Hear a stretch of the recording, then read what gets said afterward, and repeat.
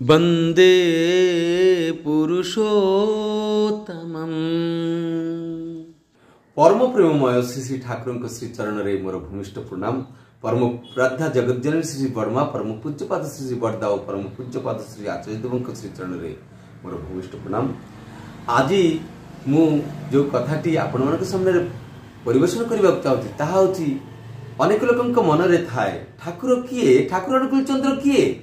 केते लोक वीडियो रे कमेंट करि थांती जे जगन्नाथ ही महाप्रभु आउ कोनसी भगवान नाही। एई जो एमिति आवरी केते लोक केते कथा कहती ठाकुर अनुकूल चंद्र किए, कहार नाम को वस्तुटी एमिति भी कहती केते लोक। तो ठाकुर किए तांकु जानिबा पाई कोन मु कहिले आपण जानि परिबे, मु कहिले कोन आपण जानि परिबे, जानि परिबेनी। मु स्वर्ग किपरि सेटा मु जानिनी, किंतु स्वर्ग रे जदि मु जाए देखे हेले जानि परिबी। हेले स्वर्ग रे जीवा पाई कोन करिबा पड़े? ठाकुर अनुकूल चंद्र को जानिबा के हेले एमिति भाबरे हुए नाही। तो सेथि लगी एई ठाकुर ठाकुर किए एई कथाटा से माने ही जानि पारंती, जे तांको देखिचंती बुझिचंती तांकर दर्शन पाइचंती से माने ही जानि परिबे जे से किए, से भूत ना भगवान, से शैतान ना भगवान, कौन सी तांको बुझिबा एते सहज साध्य नुह। गोटे चुंबक लुहा ही चुंबक को चुंबक सहित लगी जाए, चुंबक लुहा को ही टाणे जदि कारण लुहा भितर चुंबकत्व अच्छी, चुंबकर किछि पार्ट्स एलिमेंट्स उपादान तांको भितर अच्छी, जो उपादान जोगु चुंबक लुहा को टाणी निए। ए भगवान भगवत्ता पुरुष सेमान को टाणती जहा भितरे भगवत्तार किछि गुण अछि। नतुवा आमे माने जे जहा कहूना कहीं भगवान पाखरे पहुंची पारिबु ना। तो आसंतु जे परम प्रेममय श्री ठाकुर को जानिबा के कौन करिबा पड़ो? प्रश्न है ठाकुर किए? सी ईश्वर को रक्तमांस संकुल व्यक्त प्रकाश। सी किए? गीतार अच्छी जदा जदा ही धर्मस्य ग्लानिर्भवति भारत अभ्युत्थानम अधर्मस्य तदात्मानं सृजमहं परित्राणाय साधूनां विनाशाय च दुष्कृतम्। एटा गीता रे भगवान श्री कृष्ण कहचंती मु जेतेबेले जे धर्मर ग्लानि हे मु एई धरा पृष्ठ रे आसे। एई मनुष्य शरीर श्री कृष्ण कोन मनुष्य शरीर धरि के आसी नथिले, से भी मनुष्य शरीर धरि के आस्थिले, एई मनुष्य तनु धरि के आस्थिले। आ सेतेबेले कहले जे मु आसे, केतेबेले आसे तेतेबेले धर्मर ग्लानि आउ सेतेबेले मु धर्म को प्रतिष्ठा करिबा पई पापींकर विनाश करे एवं साधु मानकु त्राण करे। सर्वधर्मं परित्याज्यं मामेकं शरणं व्रज। अर्थात सबु धर्म को त्याग करी मोर शरणापन्न। एठी कोन कहबा चाहती अर्जुन को जे मु केवल श्रीकृष्ण रूप में आसीनी, आगरे भी आसीथिली आउ या परे भी आसीनी, जेतेबेले जेतेबेले दरकार। श्री ठाकुर अनुकूल चंद्र कहले धर्म जखनी विपाक पथे व्यर्थ अर्थे धाय प्रेरित तखन आविर्भूत हन पापी परित्राण पाए। अर्थात धर्म विपाक पथरे चले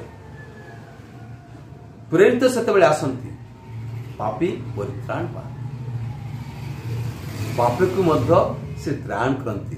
एथर आसिक टिके एडवांस कहले पापी को विनाश करती नहीं, त्राण करती, तांको परिवर्तन कर दियंती।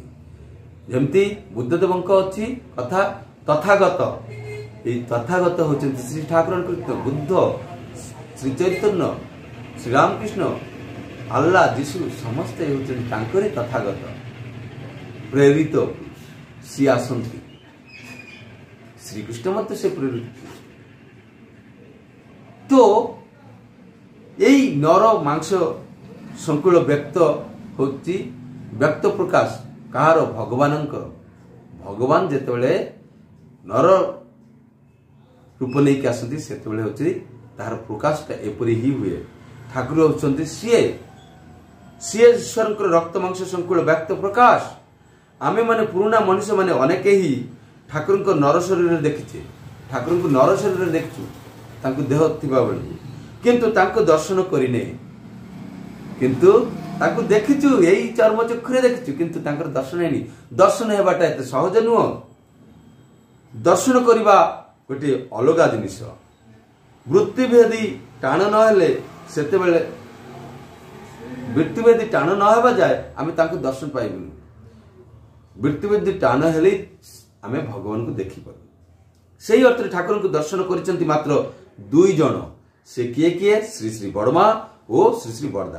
कहीं ना बाकी समस्त तो तांको प्रश्न करिसंती आपण कौन भगवान एई कथा ही कहि कि जाइसंती। केवल मात्र एई दुई जन थिले प्रश्न शून्य।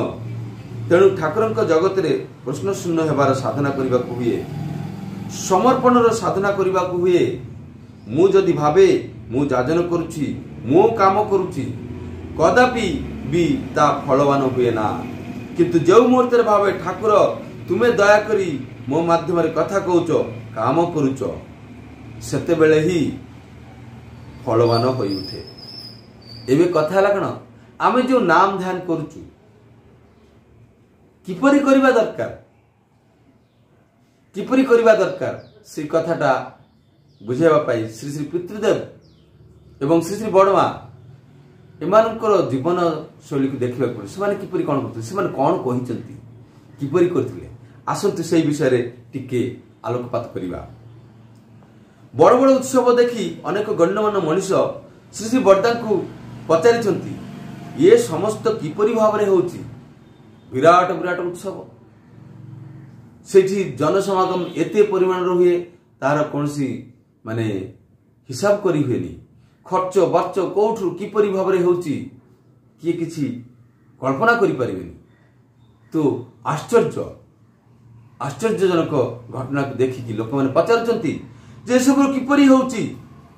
बड़दा सेते बेले कहूथिले कौन कहूथिले ठाकुरंक दयारु होची आउ यही केष्ट कार्तिक एमाने करूचंती। बड़दा कौन कहउचंती केष्ट कार्तिक अर्थात केष्टदा अछंती। आमर सत्संग प्रेसिडेंट थिले कार्तिक सरकार दा। तो एमान को देखे कहउचंती ठाकुर सबु किछि तांकरी दयार होची ठाकुरंक दयार होची आउ एई केष्ट कार्तिक करूचंती माने जो भक्त माने अछंती से माने करूचंती। सेतेबेले प्रश्न होउथिला मु केवल सेतेबेले प्रश्न होउथिला ताले आपण कोन करंती। श्री श्री बड़दा को पचारा गला जे सबु जदि केष्ट कार्तिक करूचंती ए केष्ट कार्तिक कहिबार अर्थ केवल केष्टदा एवं कार्तिकदा नुहंती आउ जो माने अछंती ए माने जो करूचंती हेले आपण कोन करूचंती। स्वाभाविक कथा श्री श्री बड़दा कोन करूचंती से कहउचंती मु केवल नाम करूछि मु केवल नाम करूछि। से माने जानिबा को चाहुथिले केवल नाम करिले ही सब हुए। नाम केवल नाम करिले ही सब हुए। श्री श्री बड़दा कहउथिले अकर्ता होई नाम करिले सब हुए। अकर्ता माने मु कर्ता नुह। अकर्ता अर्थ कोन मु कर्ता नुह। अच्छा मु करे मु जाने मु करूची यही भाव थिले हब नाही। अकर्ता होई नाम कले सब हुए। तेणु एकमात्र अकर्ता होई नाम करिले ही नाम क्रियाशील हुए।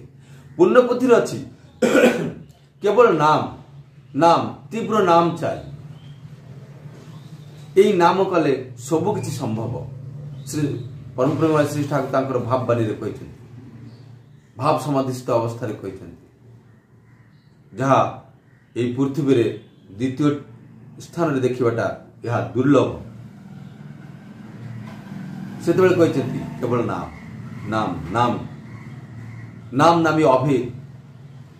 तो किपरि नाम करने पड़ो आम मान को अकर्ता है मु किछि जानिनी मु किछि सब किछि तुमरी दया रहउछि मोर कौन शक्ति अछि तुमर शक्ति रे ही मु आलोकित जेमिति पृथ्वी सूर्यर आलोक रे आलोकित चंद्र सूर्यर आलोक रे आलोकित सूर्य नाही पृथ्वी रे आलोक नाही सूर्य नाही चंद्र रे आलोक नाही एई सौर जगतर कौन सी स्थान रे आलोक खोजी पाइबी नहीं तेणु सी होचंती सब किछि सी अछंती तो मु अछि सी नाहंती तो मु नाही एई भाव नै कि नाम ध्यान करबा पड़िबो एई बळी भाव रे नाम कले ही आंभ मानकर सब कर्म हेइ जे सब किछि हबो ठीक अछि तो नाम किपरि कले सब किछि मिले ए कथा बुझी पालु आज पाई एतिकी नेक्स्ट वीडियो रे आउ गोटे टॉपिक आसी जय वंदे पुरुषोत्तम।